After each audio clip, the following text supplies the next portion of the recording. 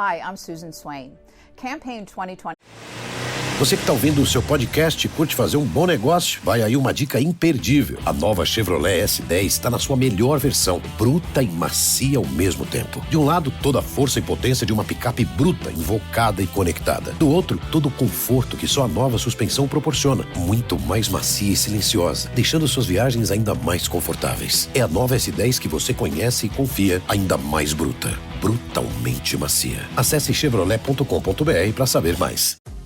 Você que está ouvindo o seu podcast, sabia que tudo que o Google faz tem a intenção de trazer impacto positivo? Como? O Jefferson da Tributei usou inteligência artificial para facilitar o dia a dia das empresas. Ele e milhares de empreendedores geraram mais de 188 bilhões com as plataformas do Google. E a Miriane se formou em UX com certificados profissionais do Google, criando o seu próprio negócio. Ela e 88% dos formados relataram avanços profissionais como promoção ou novo emprego. Tem que ser bom para todo mundo. Google. Has evolved in some unexpected ways. And from now until Election Day, C-SPAN promises you unfiltered coverage of the candidates as they battle to win the White House and Congress. You may not know that C-SPAN is a private company that operates without a dime of government money. And like many media organizations, we've been impacted by cord cutting. This summer, we are asking for you to help support our unbiased political coverage with a donation. Here's the good news. 100% of your contribution, large or small, directly supports C-SPAN operations. And best of all, an anonymous donor has pledged to match your donation dollar for dollar. You can find out more at cspan.org/donate. Help ensure that C-SPAN's unique, long-form coverage of politics is here to stay. Visit cspan.org/donate. Thank you for watching, and thanks so much for your support.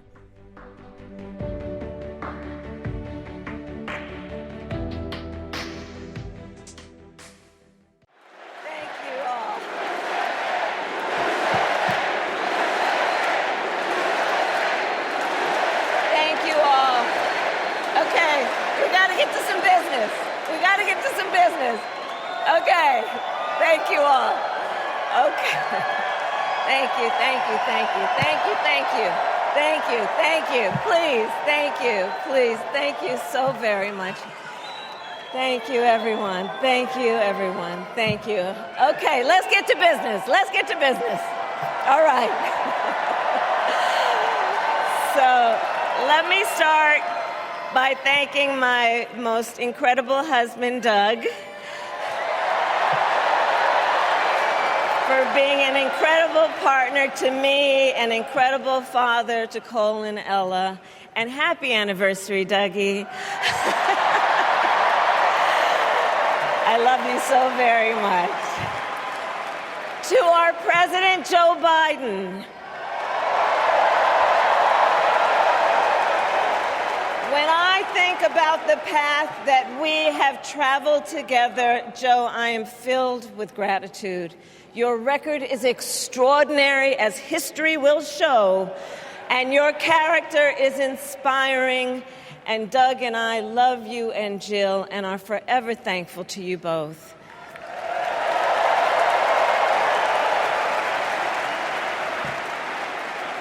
And to Coach Tim Walz,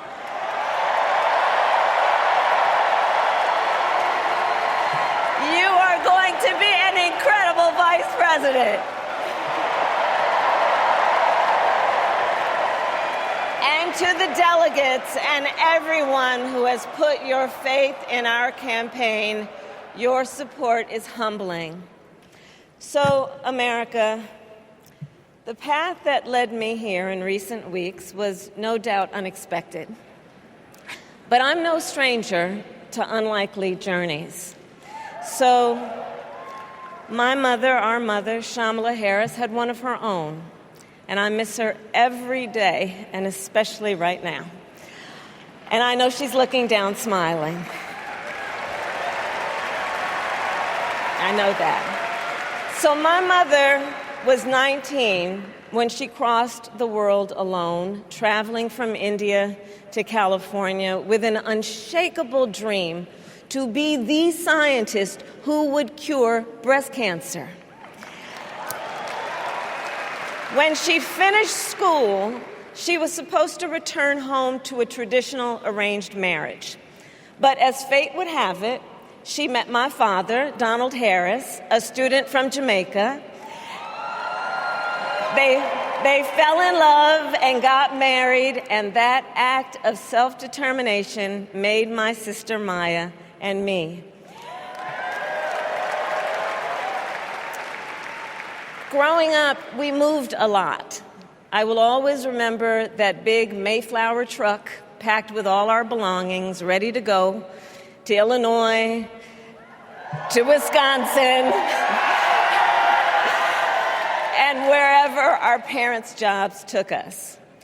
My early memories of our parents together are very joyful ones. A home filled with laughter and music, Aretha, Coltrane, and Miles. At the park, my mother would say, "Stay close." But my father would say, as he smiled, "Run, Kamala, run. Don't be afraid. Don't let anything stop you."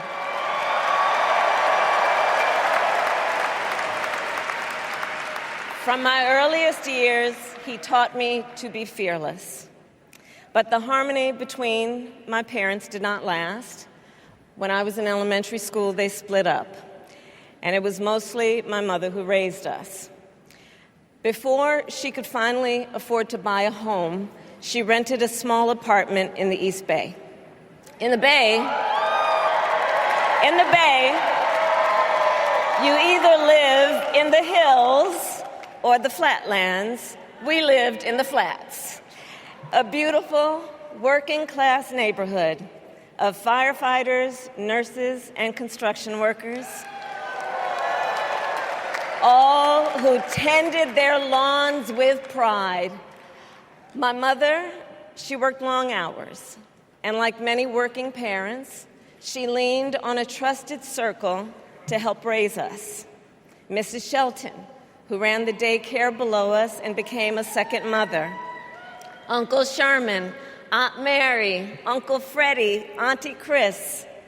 None of them family by blood, and all of them family by love.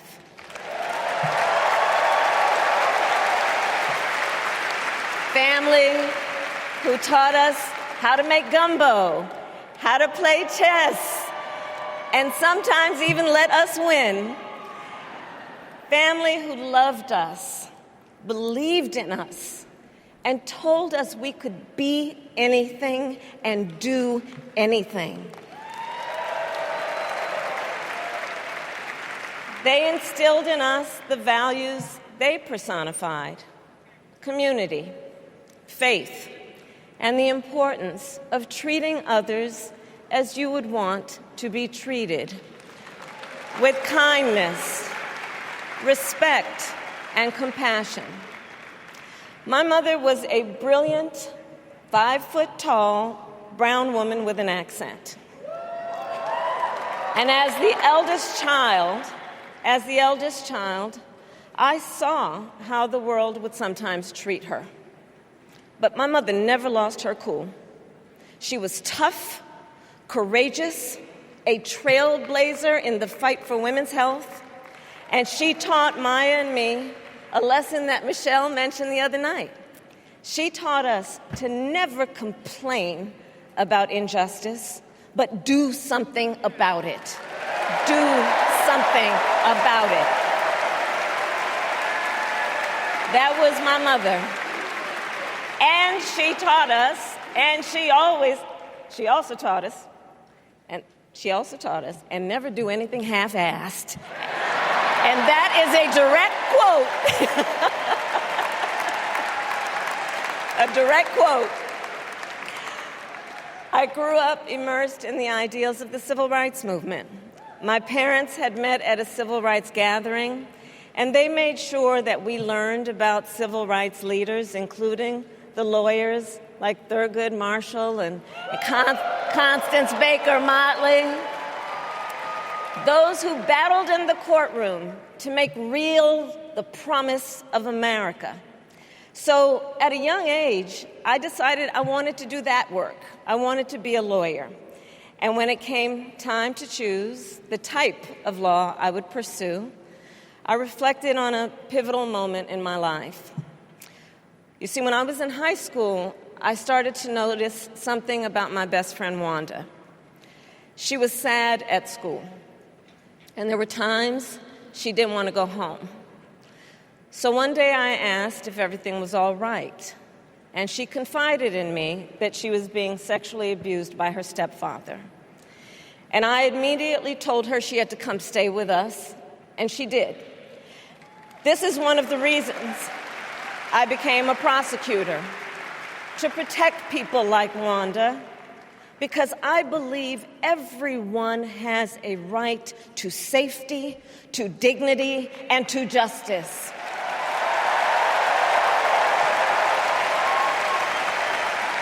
As a prosecutor, when I had a case, I charged it not in the name of the victim, but in the name of the people. For a simple reason. In our system of justice, a harm against any one of us is a harm against all of us.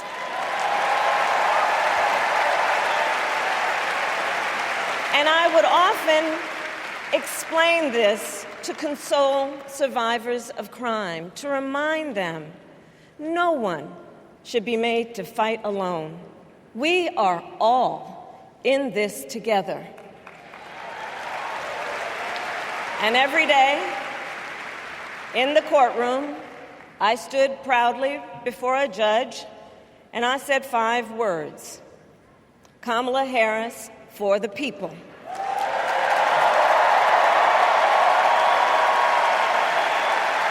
And to be clear, my entire career, I've only had one client, the people. And so, on behalf of the people, on behalf of every American, regardless of party, race, gender, or the language your grandmother speaks, on behalf of my mother and everyone who has ever set out on their own unlikely journey, on behalf of Americans like the people I grew up with, people who work hard, chase their dreams, and look out for one another, on behalf of everyone whose story could only be written in the greatest nation on earth, I accept your nomination to be President of the United States of America.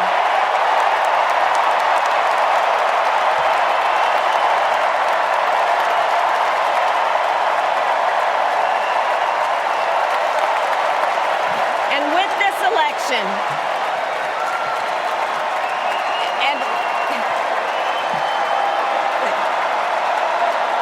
with this election, our nation with this election has a precious, fleeting opportunity to move past the bitterness, cynicism, and divisive battles of the past, a chance to chart a new way forward. Not as members of any one party or faction, but as Americans. And let me say, I know there are people of various political views watching tonight, and I want you to know, I promise to be a president for all Americans.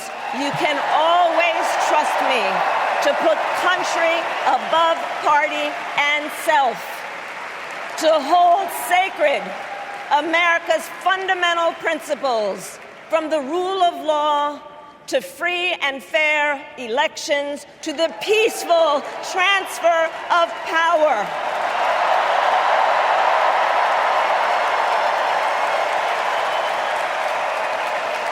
I will be a president who unites us around our highest aspirations, a president who leads and listens, who is realistic, practical, practical and has common sense and always fights for the American people. From the courthouse to the White House, that has been my life's work. As a young courtroom prosecutor in Oakland, California, I stood up for women and children against predators who abuse them. As Attorney General of California, I took on the big banks, delivered $20 billion for middle-class families who faced foreclosure, and helped pass a homeowner Bill of Rights, one of the first of its kind in the nation. I stood up for veterans and students being scammed by big for-profit colleges, for workers who are being cheated out of their wages, the wages they were due, for seniors facing elder abuse. I fought against the cartels who traffic in guns and drugs and human beings, who threaten the security of our border and the safety of our communities. And I will tell you, these fights were not easy, and neither were the elections that put me in those offices. We were underestimated at practically every turn, but we never gave up, because the future is always worth fighting for.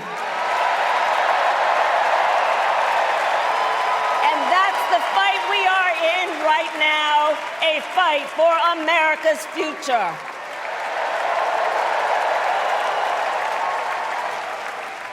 Fellow Americans, this election is not only the most important of our lives, it is one of the most important in the life of our nation.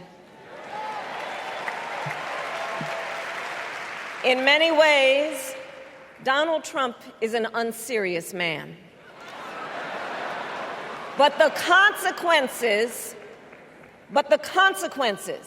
of putting Donald Trump back in the White House are extremely serious. Consider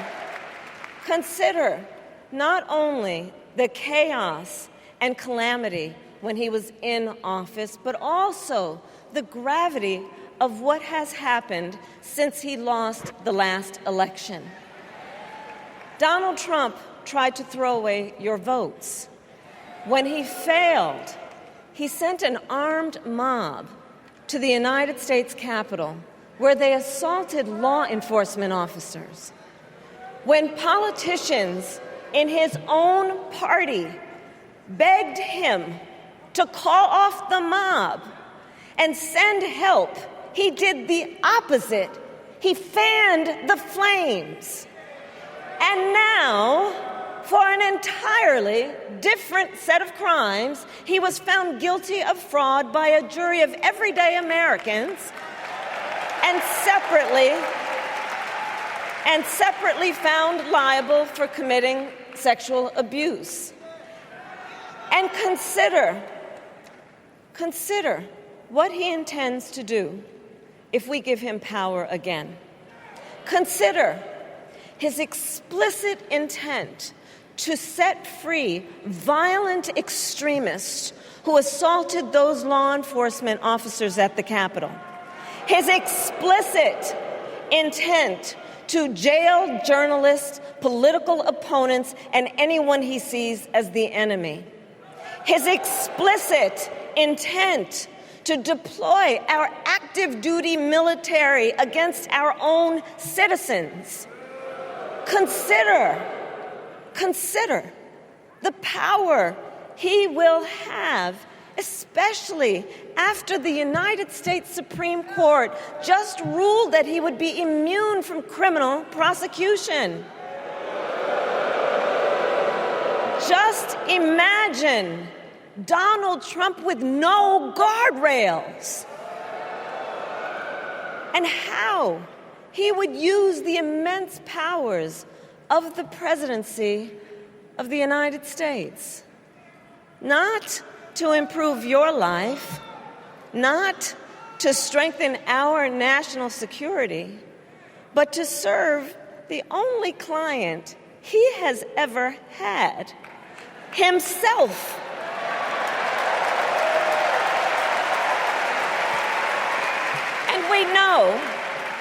And we know what a second Trump term would look like. It's all laid out in Project 2025, written by his closest advisors, and its sum total is to pull our country back to the past. But America, we are not going back. We are not going back. We are not going back. We are not going back to when Donald Trump tried to cut Social Security and Medicare. We are not going back to when he tried to get rid of the Affordable Care Act, when insurance companies could deny people with pre-existing conditions. We are not going to let him eliminate the Department of Education that funds our public schools. We are not going to let him end programs like Head Start that provide preschool and child care for our children. America, we are not going back.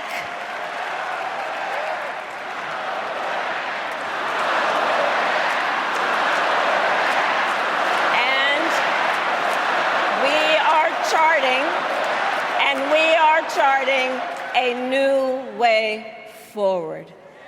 Forward to a future with a strong and growing middle class, because we know a strong middle class has always been critical to America's success. And building that middle class will be a defining goal of my presidency.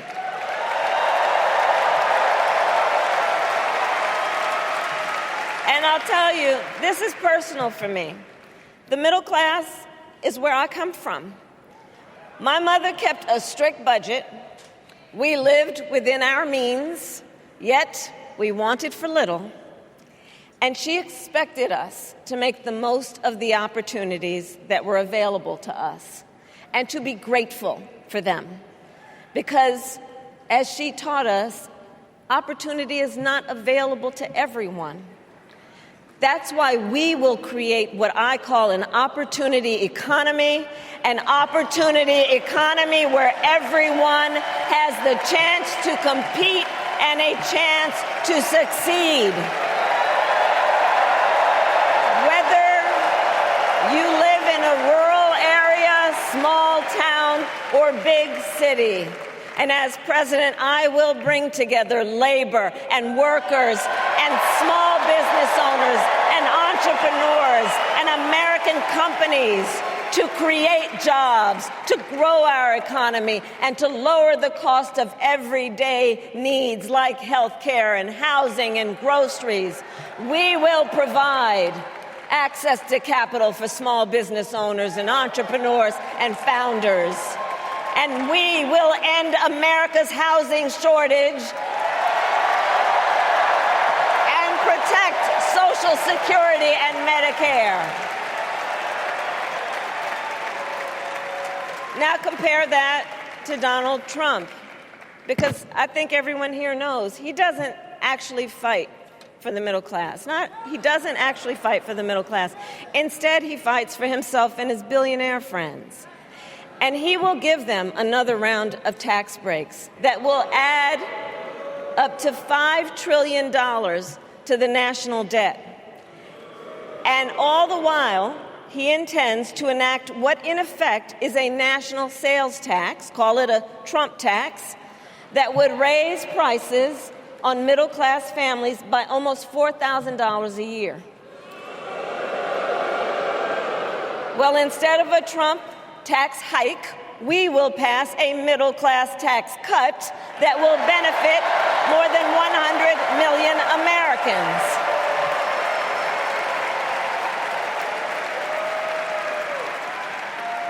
Friends, I believe America cannot truly be prosperous unless Americans are fully able to make their own decisions about their own lives, especially on matters of heart and home.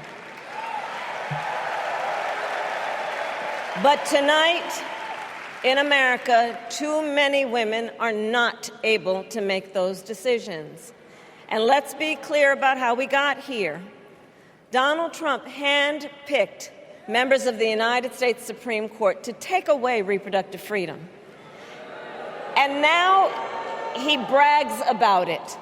In his words, quote, "I did it and I'm proud to have done it," end quote. Well, I'll tell you, over the past 2 years, I've traveled across our country, and women have told me their stories. Husbands and fathers have shared theirs. Stories of women miscarrying in a parking lot, developing sepsis, losing the ability to ever again have children, all because doctors are afraid they may go to jail for caring for their patients. Couples just trying to grow their family, cut off in the middle of IVF treatments. Children who have survived sexual assault, potentially being forced to carry a pregnancy to term. This is what's happening in our country because of Donald Trump. And understand, he is not done. As a part of his agenda, he and his allies would limit access to birth control, ban medication abortion, and enact a nationwide abortion ban with or without Congress. And get this, he plans to create a national anti-abortion coordinator and force states to report on women's miscarriages and abortions. Simply put, they are out of their minds.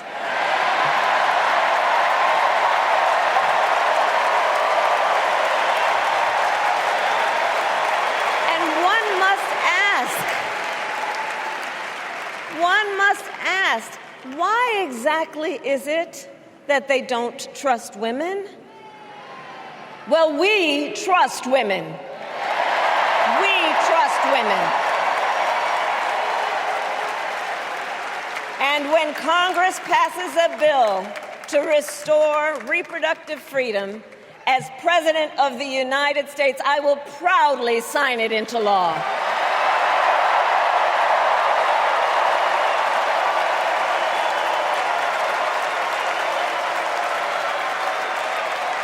In this election, many other fundamental freedoms are at stake.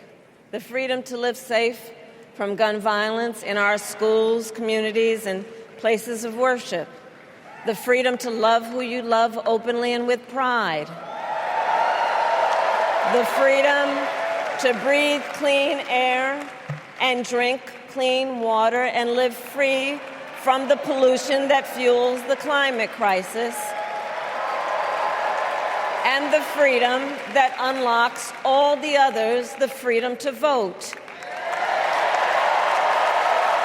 With this election, we finally have the opportunity to pass the John Lewis Voting Rights Act and the Freedom to Vote Act.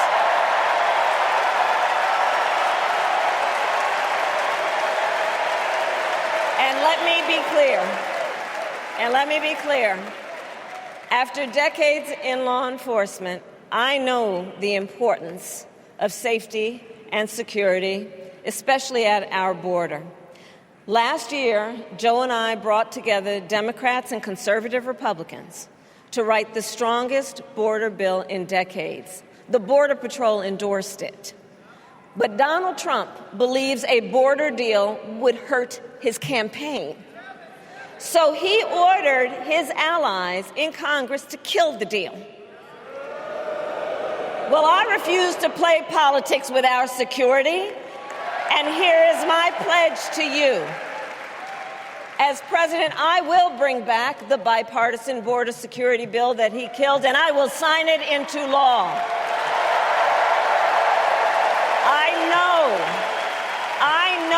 we can live up to our proud heritage as a nation of immigrants and reform our broken immigration system. We can create an earned pathway to citizenship and secure our border.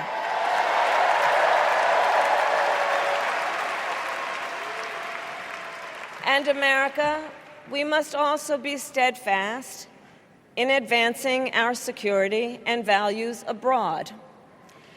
As Vice President, I have confronted threats to our security, negotiated with foreign leaders, strengthened our alliances, and engaged with our brave troops overseas. As Commander-in-Chief, I will ensure America always has the strongest, most lethal fighting force in the world. And I will fulfill our sacred obligation to care for our troops and their families, and I will always honor and never disparage their service and their sacrifice.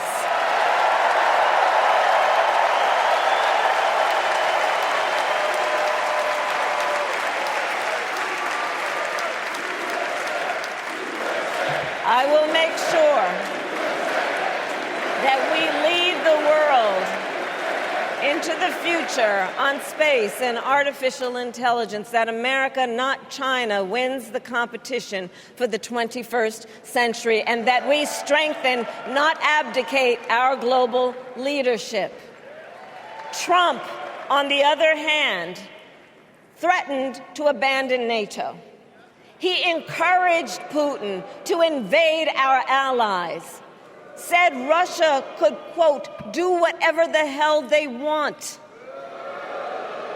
5 days before Russia attacked Ukraine, I met with President Zelensky to warn him about Russia's plan to invade. I helped mobilize a global response, over 50 countries, to defend against Putin's aggression.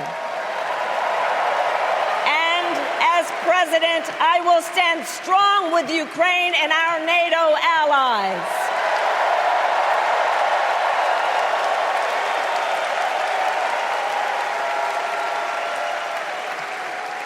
With respect to the war in Gaza, President Biden and I are working around the clock, because now is the time to get a hostage deal and a ceasefire deal done.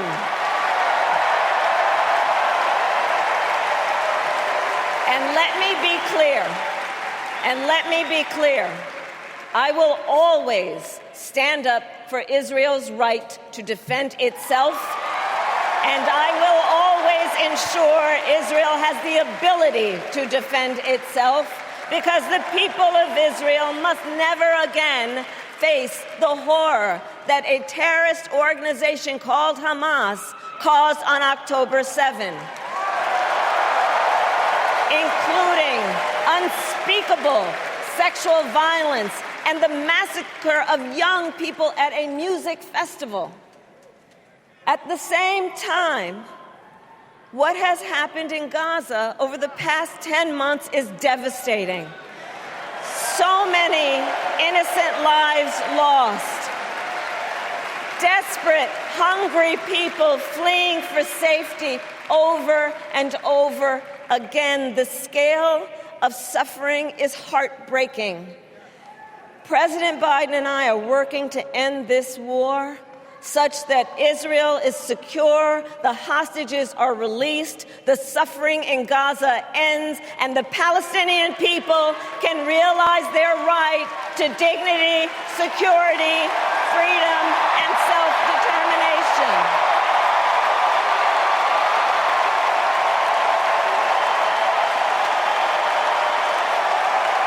And know this, I will never hesitate to take whatever action is necessary to defend our forces and our interests against Iran and Iran-backed terrorists. I will not cozy up to tyrants and dictators like Kim Jong-un, who are rooting for Trump,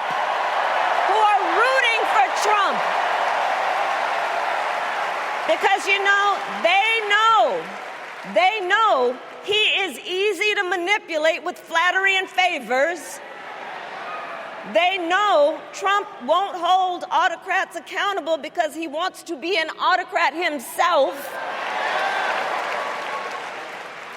And as president, I will never waver in defense of America's security and ideals, because in the enduring struggle between democracy and tyranny, I know where I stand and I know where the United States belongs.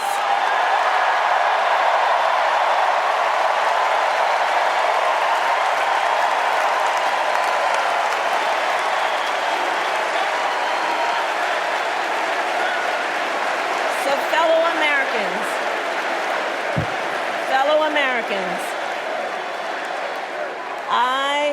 I love our country with all my heart. Everywhere I go, in everyone I meet, I see a nation that is ready to move forward, ready for the next step in the incredible journey that is America. I see an America where we hold fast to the fearless belief that built our nation and inspired the world, that here, in this country, anything is possible, that nothing is out of reach. An America where we care for one another, look out for one another, and recognize that we have so much more in common than what separates us. That none of us has to fail for all of us to succeed. And that in unity there is strength. Our opponents in this race are out there every day denigrating America, talking about how terrible everything is. Well, my mother had another lesson she used to teach. Never let anyone tell you who you are. You show them who you are. America, let us show each other and the world who we are and what we stand for. Freedom, opportunity, compassion, dignity, fairness, and endless possibilities.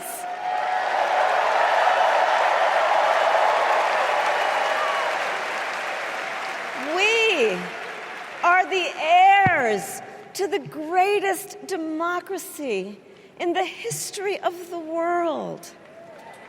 And on behalf of our children and our grandchildren and all those who sacrificed so dearly for our freedom and liberty, we must be worthy of this moment. It is now our turn to do what generations before us have done, guided by optimism and faith, to fight for this country we love, to fight for the ideals we cherish, and to uphold the awesome responsibility that comes with the greatest privilege on earth, the privilege and pride of being an American.